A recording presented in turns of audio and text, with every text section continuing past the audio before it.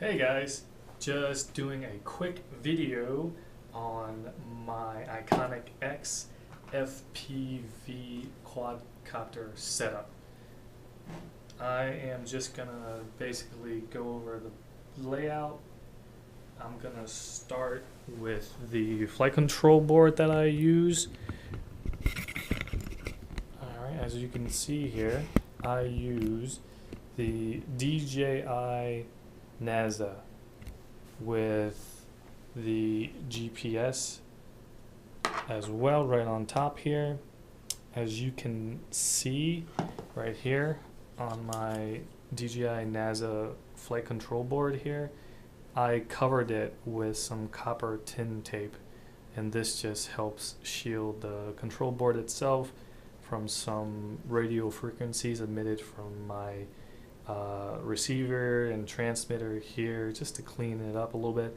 And also the flight control board itself emits some radio frequency, and it has basically negatively affected some of my video transmitter quality, so that's why I cover it up.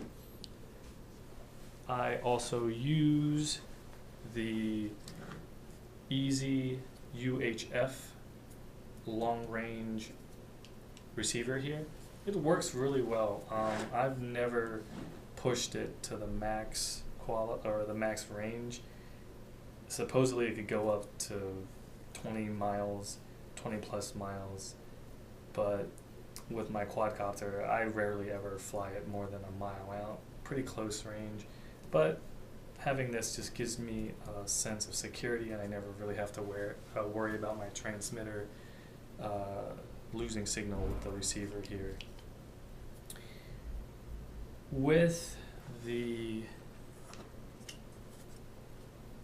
speed controllers, or the ESC here, I use the Multistar, the Turnigy Multistar 30 amp. Works really well. I think the refresh rate is actually pretty high on this, so I mean my throttle response, and then the performance is pretty solid actually. It's pretty steady, no real issues. I enjoy it. My motors, I use the SunnySky 800 kV motors. Works pretty well. The bearings are nice. The whole setup is produced pretty nicely. I have no issues with it so far, and it's not that expensive. I mean, I could have gone with a higher quality motor, you know, the Tiger motors, other options, but just trying to keep some of the price down with the motors here. With my video transmitter here, I bought this one from Ready Made RC. This is the 1.2, 1.3 gigahertz system here. Works really well, has good distance, good range, and it penetrates objects pretty well if I fly behind buildings, trees, whatever. Goes through pretty well, no complaints. I used a Cloverleaf antenna here. I made this myself. I got some instructions from the internet. A gentleman named Alex, or IBcrazy, he has some awesome instructions online on how to make it yourself, and he's been really generous with giving the information on how to produce your own transmitter antenna. This is the case that I use to cover my GoPro. Obviously I'm using my GoPro to film this, so you can't see it here, it's just a box. But what I do with this case, as you can see right in there, I cover the inside of the case with some copper tape, and this helps to reduce the radio frequency that the GoPro actually emits. If you have your GoPro not covered with this stuff near your GPS or near your receiver here, it actually affects both, and sometimes your video transmitter too. I know it's I was baffled at first but I went online, did some research. Yeah, the GoPro actually spews some unwanted radio signals, and it just affects everything negatively on your quad hair. So I would cover, or I would recommend people covering this up for sure. Inside of this box, I use some dampeners, also some of this gel stuff that I've got. Works pretty well, gives me pretty much vibration free, jello free on all of my flights that I record. This is just the 10-pin USB connector that I made myself. You just plug into your GoPro. The image then is sent by your transmitter back to your receiver. I have another camera for the FPV itself, and it works actually a lot better than the GoPro when sending back the live image. It doesn't record. I mean, the GoPro I mainly use that because it records 1080p and you want a good image and it looks nice.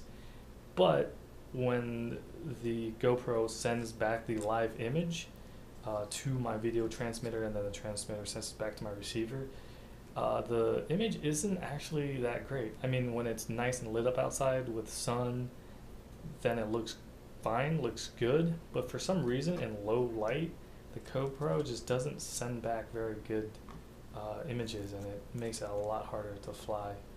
I'm trying to figure out how to mount my FPV camera on here. It's really good quality, performs really well in the dark, or during sunset. Looks really good. I just don't have room as of now. I'll figure that out eventually. Some of the other items that I have on my quadcopter is that I have a it's called a locator beacon, and most people use this to find their lost pet or lost keys. I don't know, here it is, it's right here, I just attached it on. This is actually a really good device, because what happens is that if you ever lose your quad, you might crash it, you might land in the wrong spot and run out of batteries, whatever. This helps you locate it because it gives you a handheld device. You turn it on and it gives you the direction where your quad might be located. So wherever you point it, if it's pointing in the right direction, it'll beep louder, and then you can find your quadcopter. So this gives me a really good ease, and just it's a good sense of mind, I guess. Feeling ease. You don't have to worry about losing your quad. That would suck.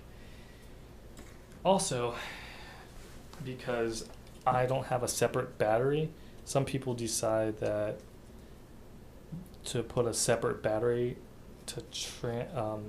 to power their FPV transmitter or video transmitter here. I decided not to. I run everything through one battery, and I have to buy, this is called the LC power filter. I don't know if you can see it, but it's right here. It's connected to the power board, and it draws power from the main battery, and what it does is it filters out that power.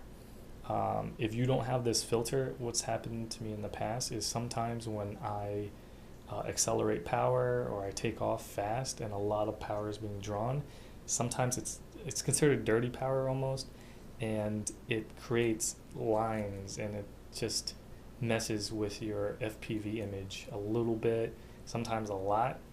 So with this filter, it kind of cleans up the power and works pretty well. I haven't had many issues. That's pretty much it for my setup. If you guys have any additional questions, or if you want me to give any more details about whatever I have on here, feel free to send me a message. All right, guys.